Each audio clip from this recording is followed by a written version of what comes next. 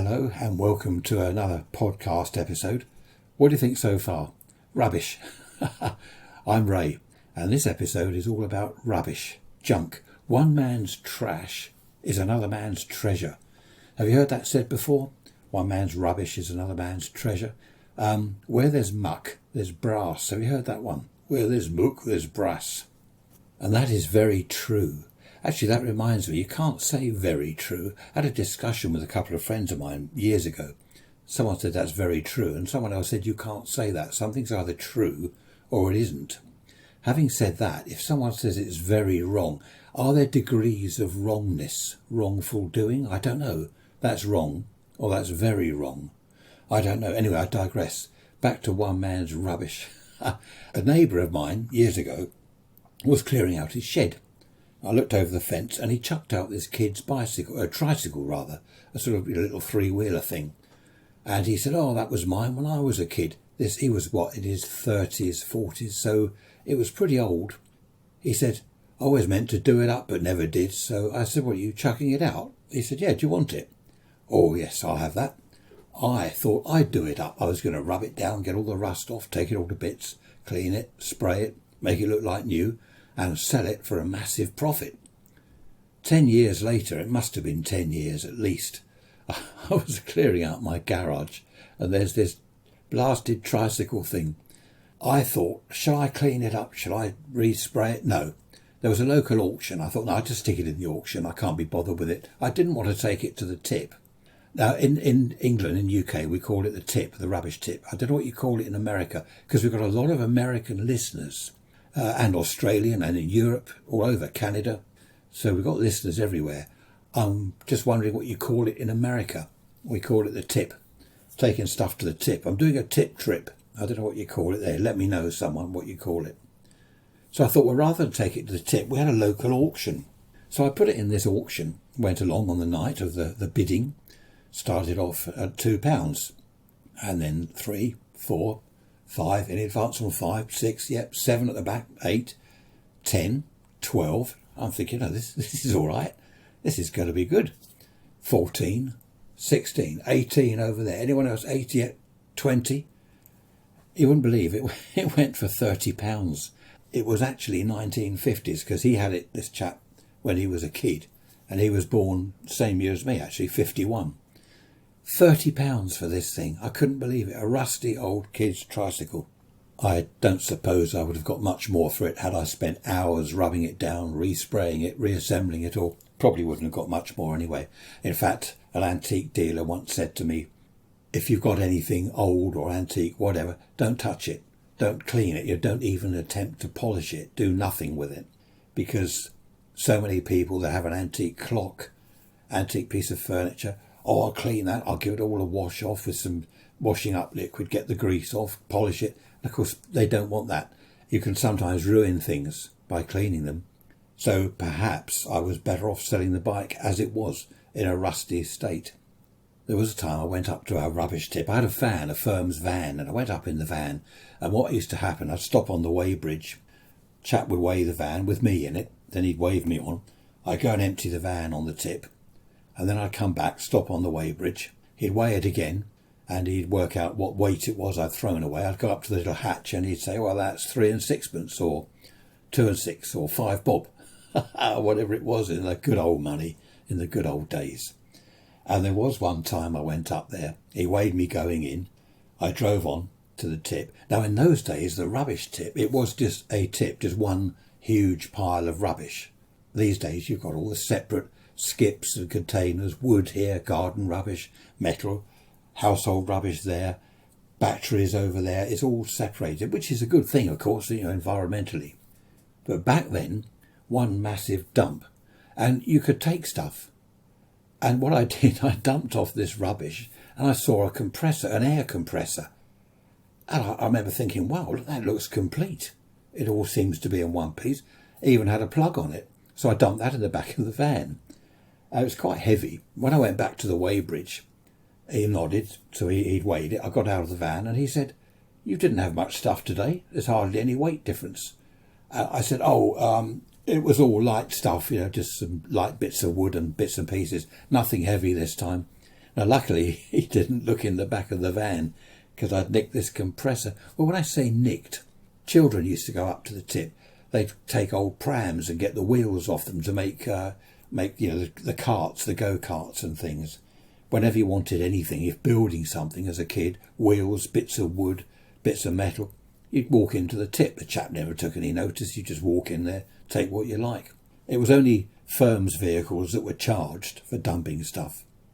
If you went up there in your own car, which I often did, you could just dump stuff off, and then what I used to do was fill the boot with more rubbish. But it wasn't rubbish. One man's rubbish is another man's treasure. That compressor, by the way, I got it home, plugged it in, it worked perfectly. No air leaks, absolutely nothing wrong with it.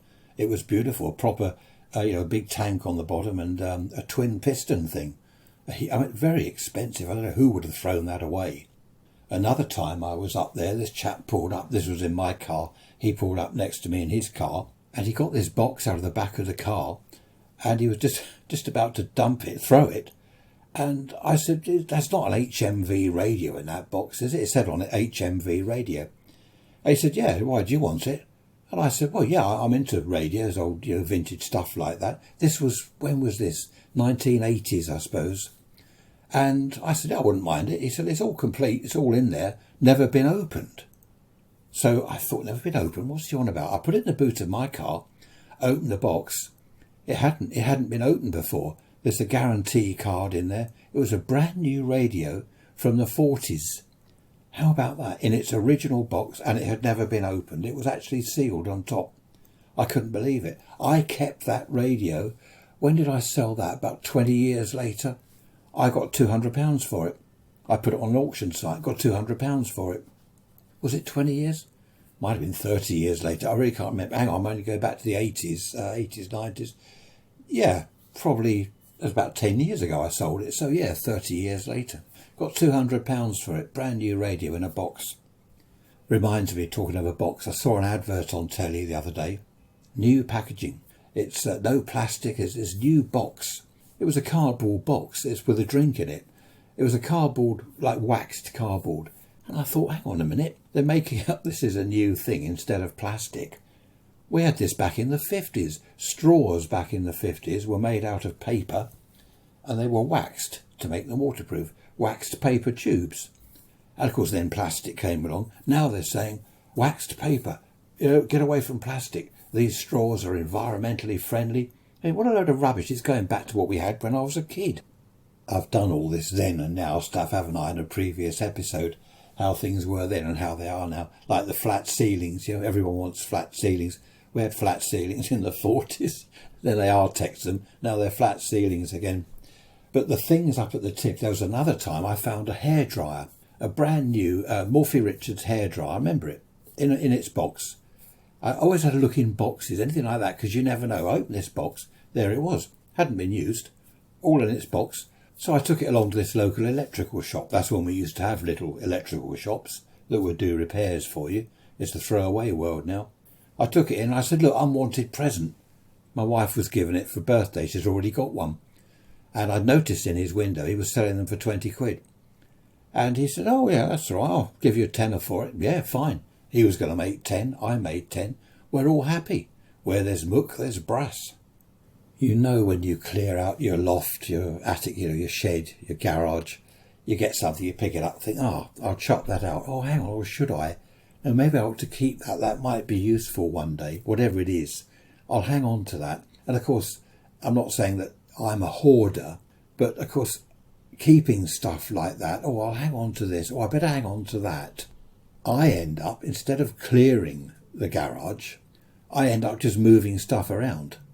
So instead of getting a load of stuff to go up the tip, you have the car there ready to load up, and there's actually nothing in the car after several hours of clearing out the garage. It's not clearing out, is it? It's moving things around. My wife was up in the attic the other day and she said there's a big old blue box here, looks like some radio sort of thing, with a load of wire and a smaller box. So I said, well, what's that? I went up the ladder, had a look. It's a very early 1960s Pi Cambridge. That's a radio telephone that they used to use in like the water board, electricity board, the gas board, the AA, the RAC. This was a two-way radio from their vans, their vehicles. And she said, is it for the tip? I said, well, not really. It's all complete. It probably even works. But what do I do with it? Anyway, it's still in the loft. It's still up there. What do I do with it? Yeah, when I'm dead and gone, someone will say, oh, look at this old rubbish. And it'll go into a skip. A skip, for those of you abroad, is a huge, you probably know, but it might be different in your country. It's a huge metal box, massive thing, dumped on your front drive or wherever, out on the road by a big lorry, and you fill it with stuff and then they take it away. And you pay them exorbitant amounts of money to do that. I say exorbitant amounts of money. I mean, it's probably good value, actually, if you think you've got to take all that lot up the tip. How many car trips would it be? Dozens, because some of these skips are massive. That reminds me of a friend of mine. We used to call him a skip rat. Now you can imagine why, a skip rat. He'd be walking along the road and there'd be a skip outside someone's house. He'd have a rummage through it to see what's what. He'd poke about in this skip. And I must admit, I've done this a few times. If I've been out and about and I see a skip, I don't rummage, but I will just lean over and look in there, see what's in there. He found a transistor radio, brand new, in a box. I'm going back now quite a few years, when they used to sell transistor radios, brand new in a box.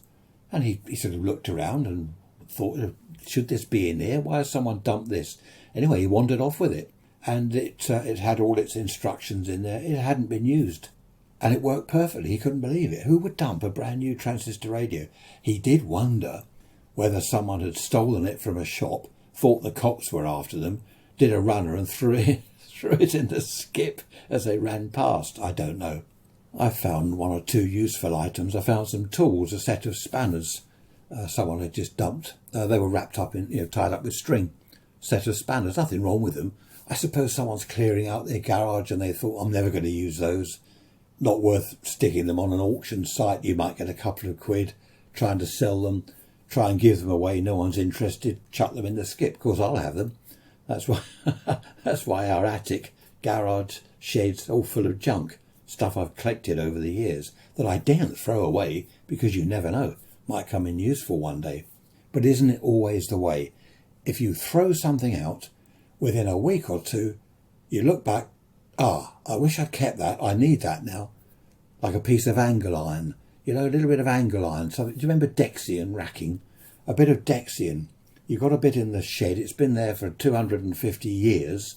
You throw it away. 2 days later, you need exactly that. Of course, in the old days, again, bit of angle iron, bit of Dexian, bit of metal, bit of aluminium. It's all up the tip. Just go and take it. Obviously, there's only so much junk you can hang on to, unless you've got a farm.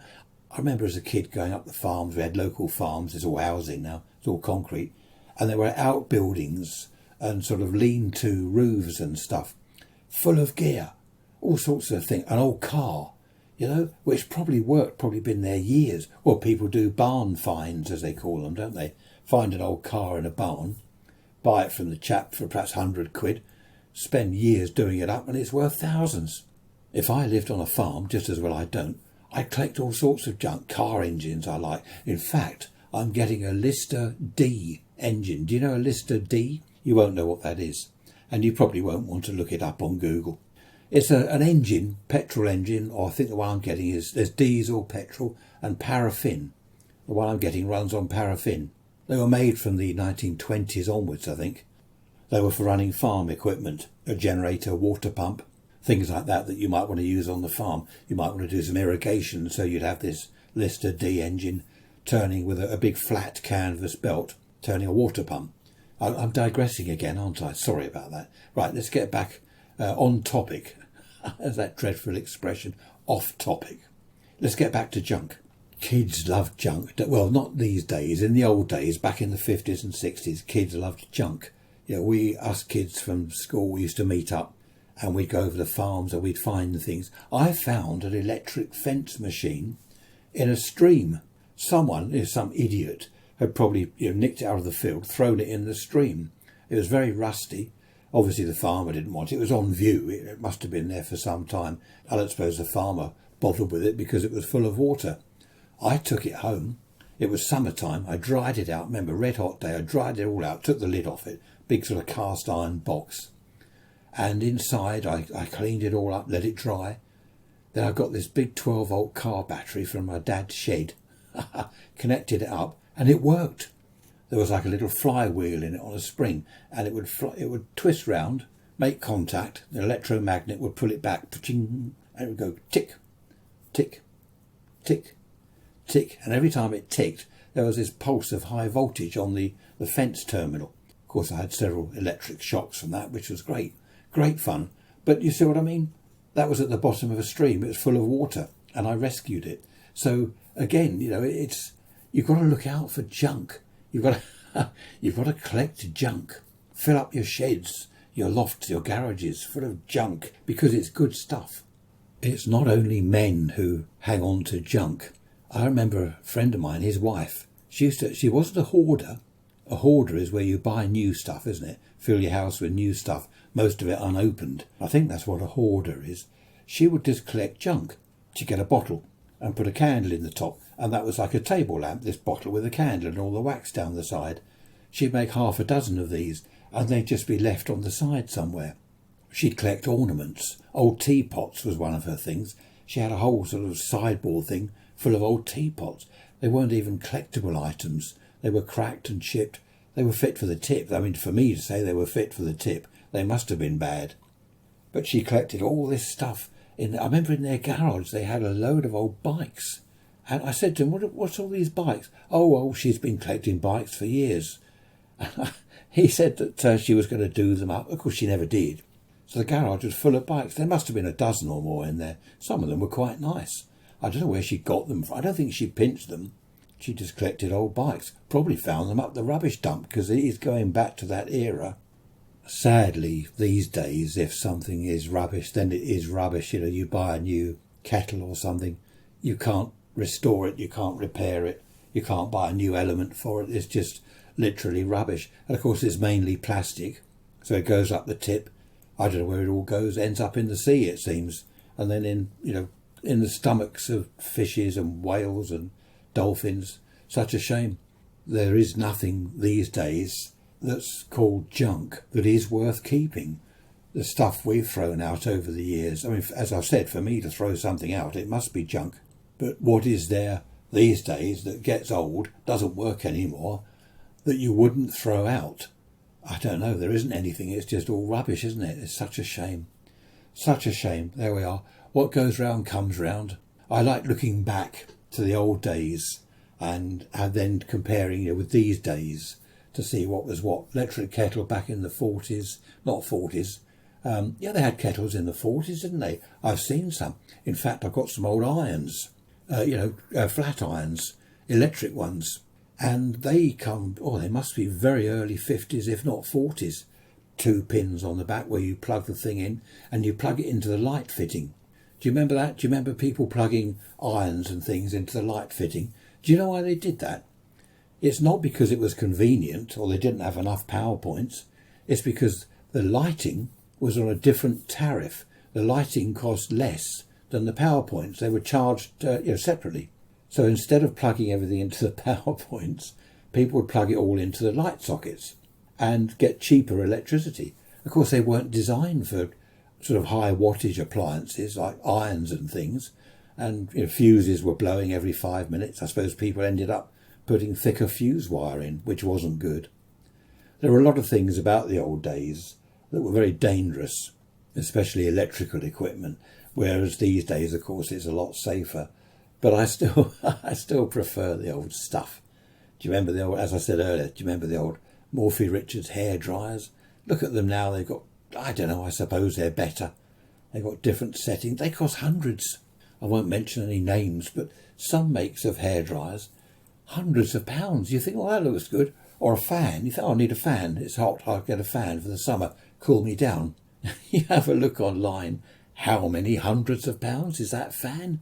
Good grief. Stone the crows. I could go on and on. Oh, please don't, you're saying. Please don't. Stop there. Please stop. No, seriously. I wonder whether we'll be looked upon as the computer age or the plastic age. There's the ice age, the bronze age, the stone age. I wonder what age we'll be. I reckon it'll be the plastic age, Computers, internet, yeah, possibly, but the plastic age, it sort of fits, doesn't it? The Stone Age, the Bronze, the Iron Age, the plastic age. There we are. Email me if you've anything to say, rude or otherwise. I'd love to hear from you. It's Ray's Rants, that's all one word, Ray's Rants, RAYSRANTS, Ray's Rants at protonmail.com. Ray's Rants at protonmail.com. I'd love to hear from you, and I do answer all emails. Thanks for listening. I shall see you next Sunday. Take care. Bye-bye for now.